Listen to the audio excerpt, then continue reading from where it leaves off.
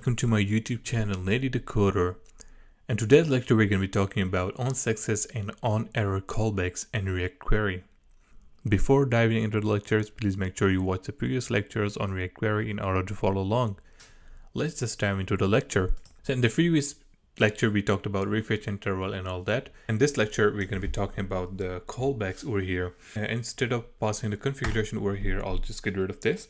I also have access to some callbacks over here. The first one that I'm going to be using is basically called onSuccess, and that is basically a function, and in here I can receive the data and I can just console the data basically onSuccess. So once the call is succeeded, then we can receive the data, because this data is basically automatically injected into this callback, and we do have access to this data.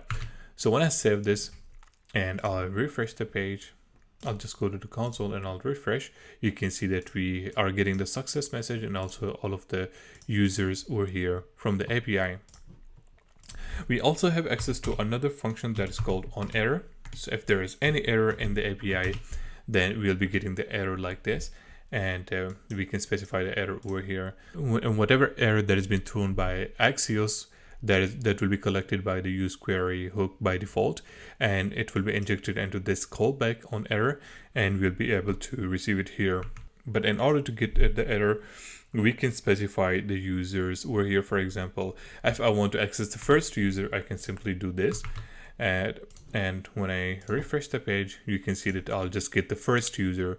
But since the API just returned 10 users over here, I'll just exceed that number and I'll just make an invalid call in order to get the error.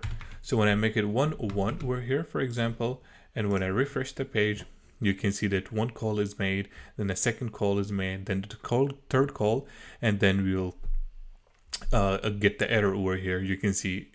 So those are basically the retries that React query makes by default, and that these are the default retries that React query makes. And at the end, we'll get this error message, and that we are handling over here on the onError callback. So in order to reduce the retries, so I can just specify this flag that is basically retry, and I can make it either true or false, and I can also pass it a number. So for example, I'll just make it false for now, so it won't retry. So on after the first call, it will just throw me the error if there is any.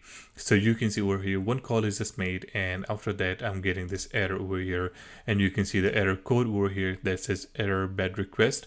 And then you can see the response, and from the status you can see 404, which means that the user is not available.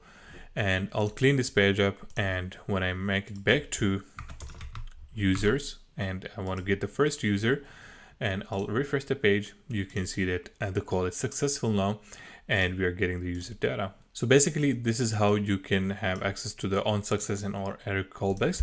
And you also have access to as error, or the as error flag, and then the error message itself over here. But if you don't want to handle it here, then you can also handle it here, and it won't pop up the error.